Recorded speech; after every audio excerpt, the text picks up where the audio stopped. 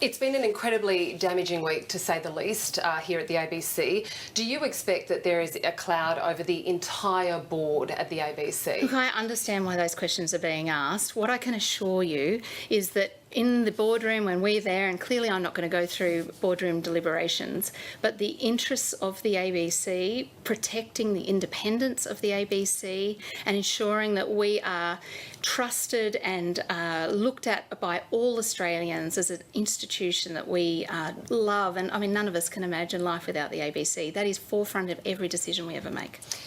There are calls, which I'm sure you're aware of, for the entire board to go. Will you be looking at board member positions? Look, I think if anyone does want to put the best interest of the ABC, that's not the right answer right now.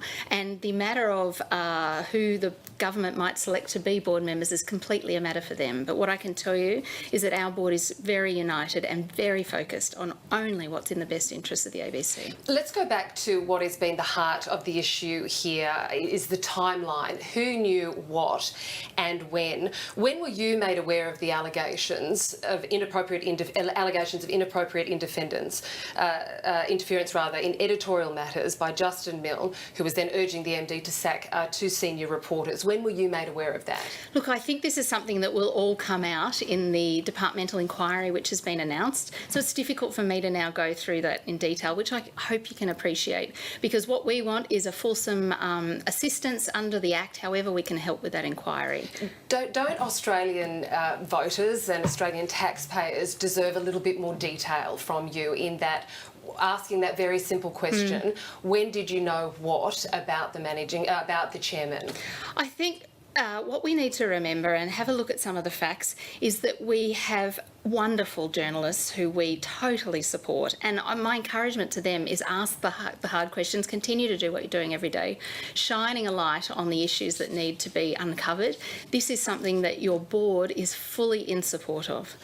Okay, let me read this to you. And I want to ask you this. Did you receive documents at a board meeting where excerpts of communications between the former chairman and former managing director were shared? It read, "They hate her.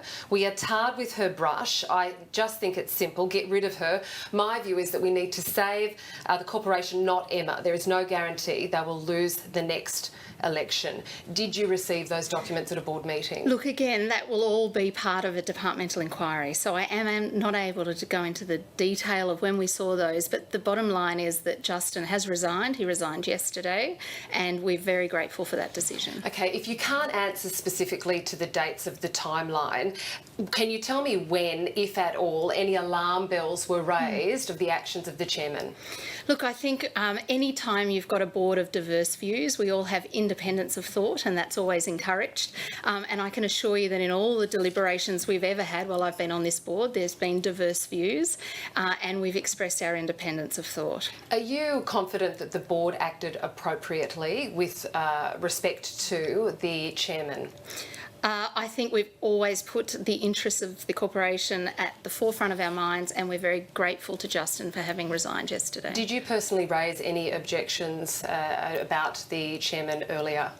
Look, again, that's not something I'm going to go into detail with you now, but I'm really grateful to Justin for his decision yesterday. Has the board made mistakes in the past and in the past few weeks? Look, the fact that we're talking about this now and that the discussion all week has been around governance of the ABC means we must accept that we have to regain trust and we need to focus entirely on the future for the organisation. And that's something we're really confident in being able to do. We've got David Anderson as Acting Managing Director. He is a fantastic appointment. I'm really looking forward to working with him, getting around to the offices and, again, focusing on what we do best, which is the incredible 4,300 staff we've got, not only you in front of the camera, but everyone behind the scenes as well. I'm very grateful to them.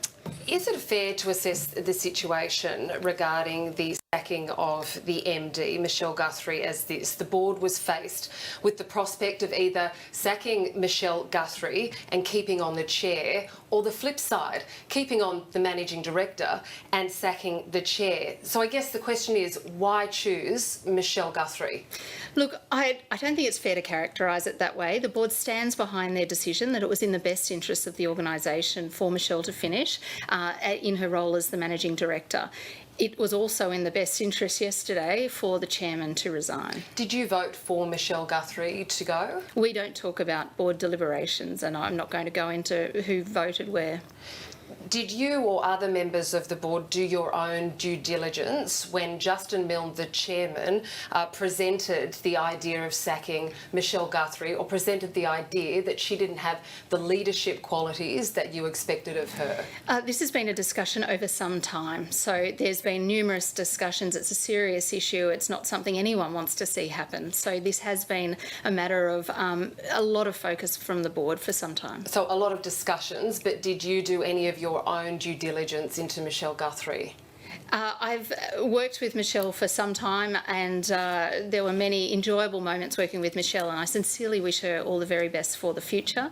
As I said, this has been a discussion over some time. When you say some time, when were you first made aware about the deterioration in the relationship between the chairman and the managing director? Again, it's just not something that I think is appropriate to talk about, and I think if we think about other people, viewers today who may know people that have been in the same position or have lost their jobs themselves, I think if they had the thought that their employer was on national television talking about that in detail, it's an unreasonable expectation, and I'm not going to go into that. If you're not going to go into it, can you answer then, don't you think the Australian public need to know these details? No, I think it's an unreasonable expectation, it's unfair, and it's on the person involved, and I just won't go there. Well, we're standing by now.